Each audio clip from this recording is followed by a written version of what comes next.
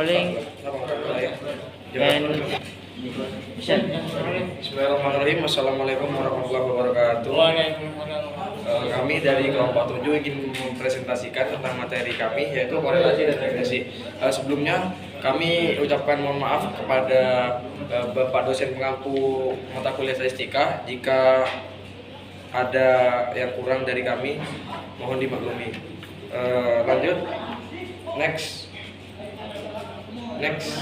Wahyu, Bill. Oke, di sini kita masuk kepada pengertian korelasi. Yang pertama, korelasi adalah ukuran statistik yang menunjukkan kekuatan dua arah hubungan antara dua variabel. Nah, jika nilai satu variabel berubah, maka nilai variabel lain juga cenderung berubah sesuai arah hubungan tersebut. Kami lanjut kepada yang kedua, yaitu jenis-jenis korelasi. Nah, jenis korelasi di sini ada 3. Yang pertama yaitu korelasi positif. Nah, korelasi positif itu apa? Korelasi positif adalah kedua variabel itu bergerak ke arah yang sama. Dan yang kedua korelasi negatif. Nah, korelasi negatif itu kedua variabel bergerak ke arah berlawanan. Dan yang ketiga korelasi nol, yaitu korelasi nol itu tidak ada hubungan antara kedua variabel. Lanjut kami berikan pada saudara kami.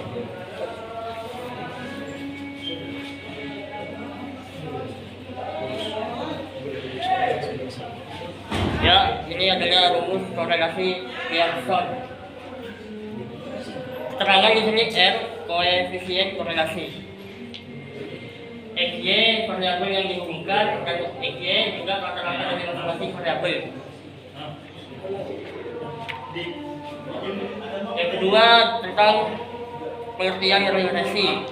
Regresi adalah metode statistik untuk memprediksi nilai variabel dependen berdasarkan nilai variabel independen. Analisis digunakan untuk mengetahui arah dan besarnya pengaruh antara variabel tersebut. Ya, kami di sini memasuki jenis-jenis regresi. Jenis-jenis regresi di sini ada 3 lagi, sama seperti jenis-jenis korelasi, yaitu jenis-jenis regresi. Yang pertama adalah regresi linear. Regresi linear sederhana itu adalah melibatkan suatu variabel bebas dan satu variabel terikat. Yang kedua, regresi linear berganda. Nah, regresi linear berganda itu apa? Yaitu melibatkan lebih dari satu variabel bebas. Dan yang ketiga, regresi linear adalah hubungan antara variabel tidak membentuk garis lurus. Next, kami masuk pada rumus regresi linear sederhana, yaitu Y sama dengan A plus BX, yaitu Y keterangannya di sini adalah nilai prediksi variabel Y dan A itu konstanta, yang B itu koefisien regresi dan yang X itu variabel independen. Next, kami masuk ke contoh kasus.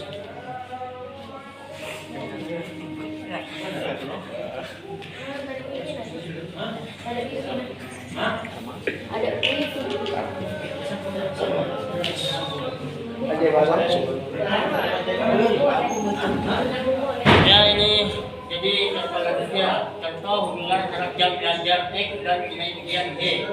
Jika R 0,8 nilai, berarti hubungan sangat kuat dan positif. Kemudian regresi dapat digunakan untuk memperkirakan nilai ujian berdasarkan jam belajar. Ya, di sini kami masuk kepada perbedaan korelasi dan regresi. Di sini perbedaan korelasi dan regresi, yaitu korelasi itu hanya untuk mengukur kekuatan dan arah hubungan antar variabel. Sedangkan regresi itu digunakan untuk memprediksi nilai suatu variabel berdasarkan variabel lain. Nah, bedanya apa? Nah, korelasi itu bersifatnya simetris dan sedangkan regresi itu bersifat asimetris. Next, lanjutnya contoh aplikasi. Nah, di sini contoh aplikasi itu yang pertama korelasi. Nah, korelasi itu contohnya antara jam belajar sama nilai ujian siswa, dan sedangkan yang regresi itu memprediksi penjualan berdasarkan biaya iklan. Yang ketiga analisis hubungan antara suhu dan konsumsi listrik di rumah tangga. Next.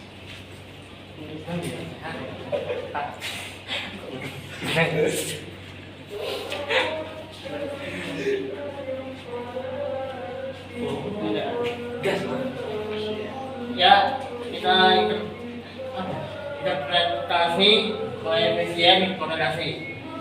Jadi di sini nilai koefisien korelasi R berada antara Plus 1 hingga plus 1. Plus 1 hubungan sempurna positif, 0 tidak ada hubungan, plus 1 hubungan sempurna negatif. Semakin mendekati kurang lebih 1, semakin kuat hubungan antara variabel.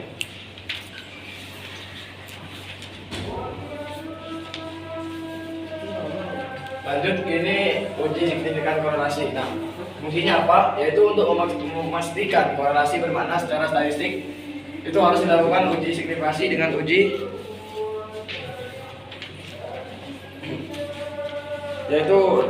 T. Rumus T itu adalah R akar N min 2 per akar 1 min R2, yaitu T itu adalah nilai uji T, sedangkan R itu koefisien korelasi dan N itu adalah jumlah sampel.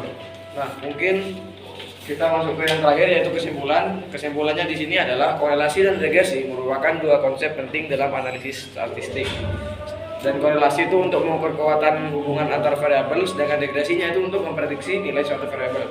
Nah, keduanya itu banyak digunakan dalam penelitian bisnis dan sains untuk pengambilan keputusan berbasis data. Ya, mungkin sekian dari kelompok 7. Jika ada kekurangan mohon dimaklumi, kurang lebihnya mohon maaf. Assalamualaikum warahmatullahi wabarakatuh. Waalaikumsalam.